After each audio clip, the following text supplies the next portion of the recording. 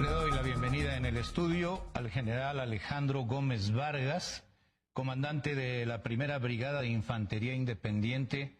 General, gracias por estar aquí, bienvenido. Guillermo, muchas gracias. Gracias por la oportunidad de compartir con tus televidentes lo que es la institución Ejército y Fuerza Aérea Mexicanos. Muchas gracias, general. Tuve el gusto de conocerlo en el Colegio de Defensa, que es una institución fundamental en la formación de las Fuerzas Armadas, sobre todo de los altos mandos. Y ahora es un gusto recibirlo aquí en el estudio. Además, en un mes que tiene una enorme trascendencia para las Fuerzas Armadas, quizá, quitando las fiestas patrias, el mes más relevante para el Ejército Mexicano. Se conmemora la Marcha de la Lealtad, el aniversario de la Fuerza Aérea Mexicana, y como cada febrero, en día 19, el Día del Ejército Mexicano, de tal manera que estamos en 10 días muy relevantes del año para las Fuerzas Armadas que ocurren durante el mes de febrero. Quisiera iniciar platicando acerca del mensaje del general secretario de la Defensa Nacional, ahora justamente con motivo de la Marcha de la Lealtad. Un mensaje que a mí me resultó especialmente interesante por los tiempos que vivimos en México. Él hizo un llamado a la unidad. Así es. Y la unidad, cuando ha prevalecido en tiempos de adversidades, se convierte en un baluarte del país, general. En el aniversario, en el 113 aniversario de la Marcha de la Lealtad, el general secretario resaltó algunos conceptos. Nos hablaba mi general secretario de la Defensa Nacional de lo que es el patriotismo, de lo que es la solidaridad y de lo que es la valentía para hacer frente a las adversidades y amenazas contra el Estado y la nación mexicana. Son 13 de los aspectos fundamentales e hizo una referencia muy particular a lo que es la lealtad.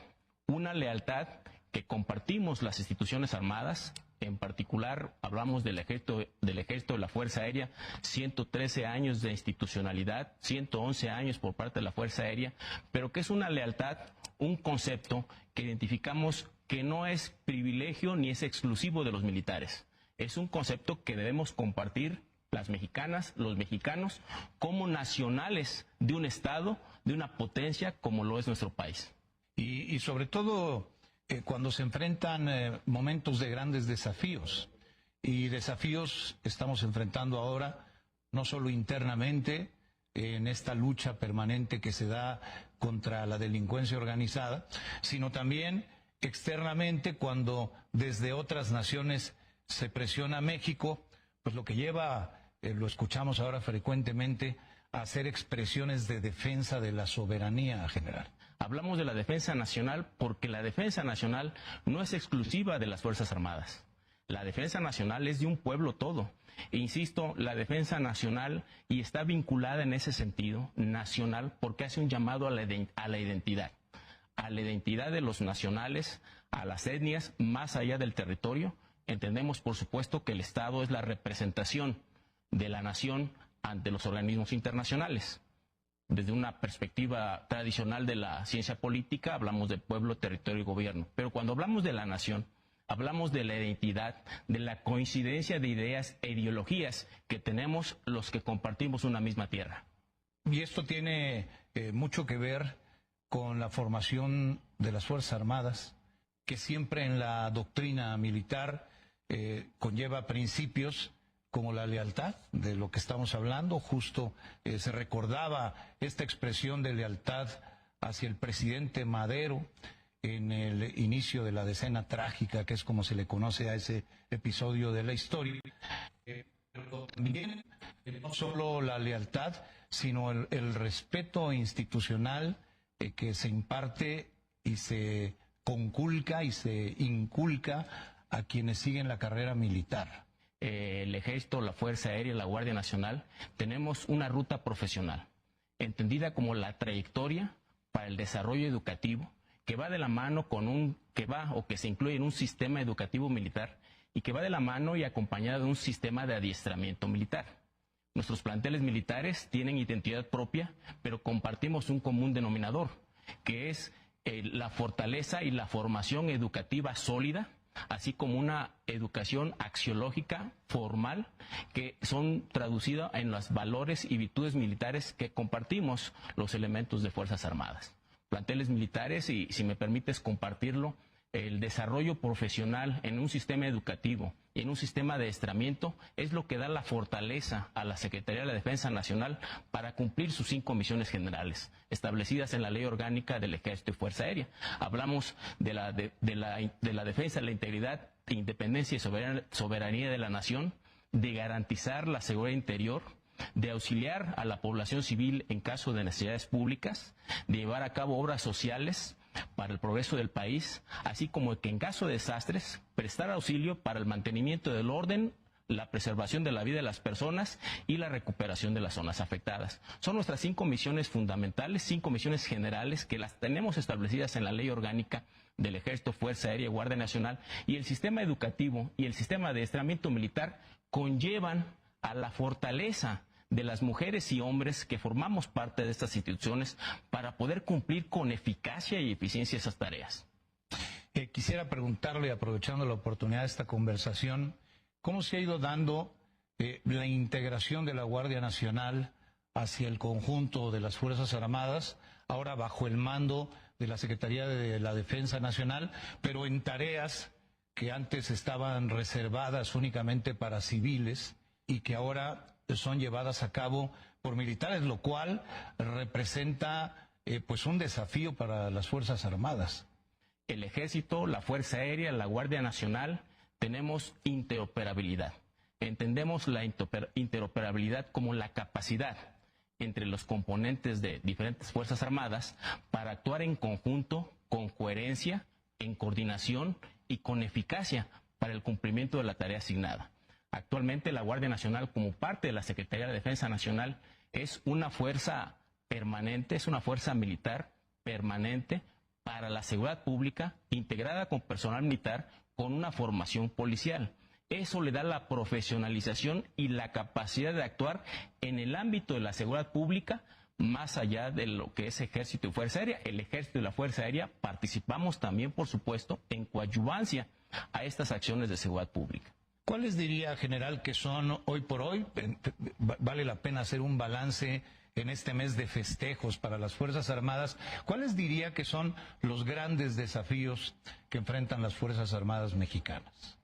Más que desafíos, Guillermo, estamos hablando del fortalecimiento y la consolidación de la Secretaría de Defensa Nacional como el órgano que incluye a 3 componentes fundamentales para la seguridad nacional del Estado mexicano, para defender su integridad, para defender su soberanía y su independencia, así como para garantizar esta seguridad interior.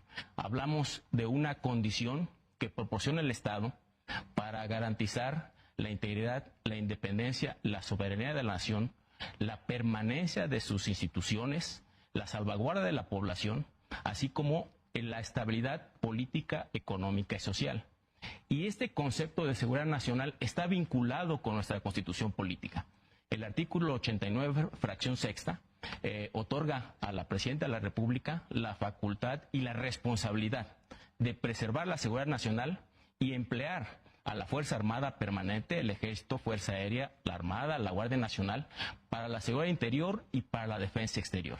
Es por ello que la tercera misión de la que hablaba, de auxiliar a la población civil en caso de necesidades públicas, la 4ª misión de llevar a cabo obras sociales que tiendan al progreso del país, así como la 5ª misión, que es en caso de desastre, auxiliar para el mantenimiento del orden, la preservación de las personas y la reconstrucción de las zonas afectadas. Esas son 3 misiones que van vinculadas al carácter social dentro de lo que es el concepto de seguridad nacional. Y la Secretaría tiene los componentes, las misiones a las mujeres y hombres para llevar el cumplimiento de esas tareas y apoyar así al Gobierno de México en mantener esa seguridad y ese desarrollo que es privilegio de todos los que estamos en suelo mexicano. Déjeme preguntarle sobre un tema específico. Usted hacía referencia a la seguridad interior. En estos tiempos ciertamente complejos, donde desafortunadamente tenemos que dar noticias cotidianas de eventos de violencia que pasan en el país, ¿hasta dónde la presencia del crimen organizado compromete la seguridad interior del país? Es complicado el determinar el alcance de cómo se puede comprometer. se acepta y lo sabemos que hay presencia, sí, de la delincuencia. Sin embargo, no hay control. No hay control y podemos esto confirmarlo porque el Estado mexicano, el gobierno federal, donde pueda determinar, donde quiera llegar el Ejército, la Fuerza Aérea, la Guardia Nacional, vamos a llegar. No hay nadie que nos impida estar en cualquier punto del territorio nacional. Pero este mismo despliegue también coadyuva a la seguridad interior. Con la presencia de las tropas, el despliegue, los movimientos que tenemos para reforzar algunas áreas en las que se requiere mayor presencia de la autoridad, se lleva a cabo el movimiento de las tropas y nos permite estar en donde se requiera que la Federación, que el Estado haga presencia. Y hay que destacar algo que me parece a mí relevante como comunicador. Antes la posibilidad de un encuentro así, de una conversación abierta así, para hablar de lo que ocurre en el interior de las Fuerzas Armadas era algo muy poco común. Ahora, pues las Fuerzas Armadas, como vemos, se abren a la posibilidad de platicar con quienes participamos de los espacios de información y noticias, pues para compartir con la población acerca de lo que hacen las Fuerzas Armadas, de estas tareas fundamentales, de estas misiones que tiene frente a sí, y de esa manera pues acercarse un poco más a la población, una situación que antes no ocurría y me parece que es de gran valor general. Muchas gracias, Guillermo. Es precisamente en este mes del Ejército y de la Fuerza Aérea que tenemos la oportunidad de compartir, conocer más a la institución. Y estas celebraciones son conmemoraciones. Celebramos fechas claves, Marcha de la Lealtad, 111 años de una Fuerza Aérea Mexicana, 113 años de un Ejército Mexicano, de un origen, una evolución de la que somos parte y somos legados quienes en estos momentos portamos el uniforme de la patria. Así nos gusta manifestarlo, nos sentimos honrados, pero también sentimos una responsabilidad y un compromiso del legado de las mujeres y hombres que nos antecedieron y que han participado en diferentes eventos en el desarrollo de la nación para mantener esa independencia, esa integridad y esa soberanía. Pues con esto nos quedamos. General Alejandro Gómez Vargas, muchas gracias por aceptar la invitación para venir a platicar de lo que ocurre al interior de las Fuerzas Armadas y que sea la primera de muchas conversaciones. Guillermo Caray, muchísimas gracias. La Secretaría de Defensa Nacional, las mujeres y hombres que integramos el Ejército, Fuerza Aérea y Guardia Nacional, agradecemos la oportunidad de este espacio para compartir y hacer llegar la información de lo que somos las instituciones armadas en defensa de la nación y recordar que la lealtad, la institución, no son privilegios de Fuerzas Armadas.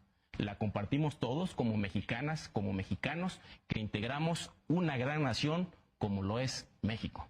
Muchas gracias nuevamente, general. Guillermo, muchísimas gracias. Hasta pronto.